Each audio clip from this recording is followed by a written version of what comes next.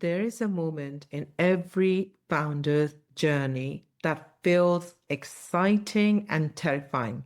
You're no longer wondering, will anyone buy this? Orders are coming in, people are tagging you, you're getting repeat customers.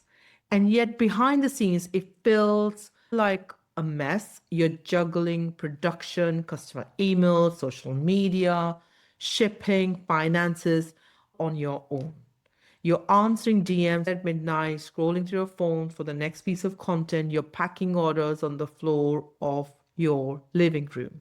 And this thought keeps creeping in. If this is what it feels like, how on earth am I supposed to grow? I'm Bhavna, founder of Build the Dream brand, and for over 20 years, I've been helping founders, artists, and fashion startups design, launch, and scale brands from museums like V&A, department stores to first-time founders who started with nothing but an idea or an artwork and a sketch. And in this episode of The Good, Bad, and the Ugly of Building the Brand, I want to walk you through what it really takes to scale from a scrappy startup into an established, sustainable brand. Because scaling isn't just sales, it's more structure, it's more support, and more intention.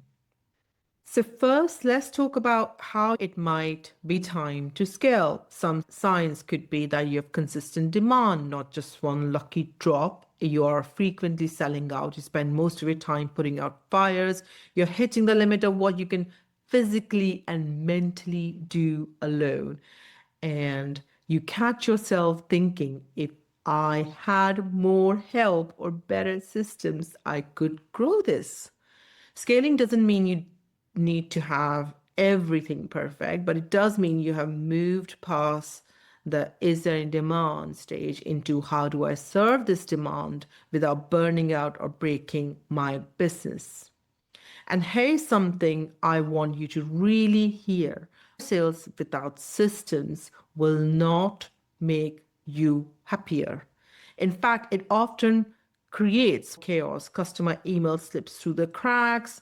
You forget who ordered what, production timeline clashes, things are not in stock because you forgot to order a certain style, you feel behind, guilty, overwhelmed. Scaling is not just about increasing volume, it's about building the container that can hold that volume.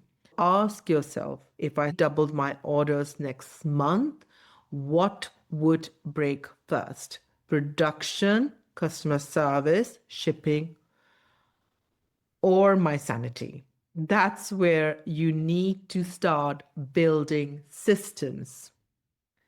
Let's talk about support. You were never meant to do everything single handed. When it comes to hiring, many founders wait until they're overwhelmed and then they make a rushed decision. Ask, what is the work that only I can do right now? What other tasks that someone else can do with the right guidance? Common first hires or outsourced roles for fashion brands include admin and customer support to organize your emails, queries, and basically the back end tasks, or fulfillment support where you are packing and shipping orders and organizing your inventory, or content and social support where you're repurposing content, scheduling them, and editing them. You don't have to hire full time straight away. You can start with freelancers, part time helpers, university students to help you support your project and your business better. The key is to begin shifting from I do everything to I design and lead, and I have support to execute. Stop being the bottleneck in your business and ask for help. Delegating can feel very scary, and I know from a personal experience because when you have been doing it everything on your own, you know exactly how you want things. And you might be thinking, no one will care as much as I do. It's faster if I just do it. What if it messes up? They mess up everything, and all these things that are going in your head as a founder. But if you don't learn to delegate, you become the bottleneck.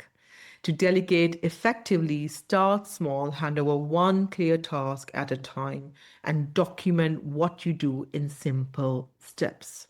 Start jotting down everything you do for different areas of your business. That will become like a template for any new hires. Share your standards and example. This is what good looks like to me. This is what I'm expecting. Give early feedback.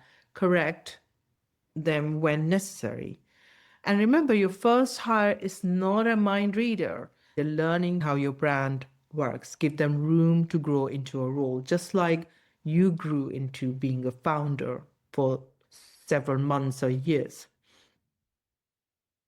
As you scale, you might start thinking about new channels like wholesale to boutiques or larger retailers, pop ups of physical retail or online market spaces. And that can help you with running different parts of your sales channels as well. Start thinking of having conversations with stores and bigger brands. The biggest wholesale platform at the moment is Fair. You could join up and buyers find interesting products on the Fair platform itself. There are businesses organizing pop ups for small brands for a small fee. Marketplaces can also give you some new audiences, especially the big ones like summer markets or Christmas markets. You don't have to do everything at once, but which channel aligns with your current stage and capacity and time as well. And what's the logical step, not the most glamorous one. Scaling is often about depth. Spreading yourself thin across every platform is not an answer. Managing your cash flow is important because to grow, you got to manage your cash flow effectively. So scaling often means bigger production runs, larger upfront costs for your products, longer lead times. If you don't plan that properly, you can find yourself selling on paper, but constantly stressed about paying your suppliers or staff or yourself. Some ideas support cash flow, organize pre-orders or smaller deposits to fund the production. Be realistic with your payment terms, negotiate better, and track your numbers regularly. Avoid over ordering. Always look at what you actually need, what's selling the most, and order accordingly. There are some operational systems you can look at, like inventory management or fulfillment system, to manage your stock, and fulfillment systems can help you pack, ship, and handle returns as well. Customer service protocols will help you understand how you respond and how quickly and what tone. And having a new hire or a part-time person in your business can help you do that effectively. You don't need any fancy software right away. You just need proper systems to follow consistently. Even a simple spreadsheet with clear checklist can be powerful if you used correctly. Another part of scaling well is to maintain your quality and your brand essence. As you scale, the quality of products should also be maintained, and you need to keep a very close eye on that, preferably by hiring external quality control in the country you're producing. Having the consistency of your brand identity will also help with your growth. So keep your visuals and voice as before. Do not make any drastic changes to that. And communication to packaging. So from the time the customer comes to your store or online, the customer journey should still be consistent like before. So this might mean that you have to say no to certain opportunities that doesn't align with you and only taking on so much work that you can deal with. And still slowing down growth areas in which you are protecting your core and really regularly revising and revisiting your brand values, making sure your decisions actually match your values. Growth that erodes your brand isn't growth, it's just expansion. Over the years, I've seen different stories play out. Some brands scale gradually with systems and support, stay true to the identity, grew teams, and then to build something sustainable. Others chase every opportunity, let quality slip, ignore the red flags with suppliers, and really burnt out emotionally, financially. The difference is structure, patience, it's a willingness to grow on purpose, not just by accident, by putting proper systems in place. Ask yourself, am I at a point where I need more support and systems to grow? Have I been trying to scale on top of challenging foundations? Am I scared to hire a person even though I know I am at my limit? You don't have to wait until you are completely burnt out to ask for help. You're allowed to build a brand that grows in a way that feels grounded and not frantic within your budget. This is exactly the kind of work I do inside Build a Dream Brand, helping you identify the right next step for your stage of growth, clarifying what roles or systems you need and what can wait, supporting you as move from doing everything yourself to leading an actual brand.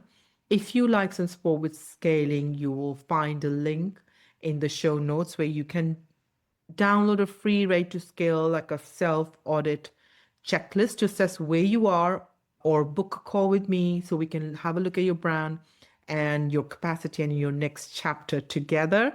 You're not just here to build a cute side project, you're here to build something that can last.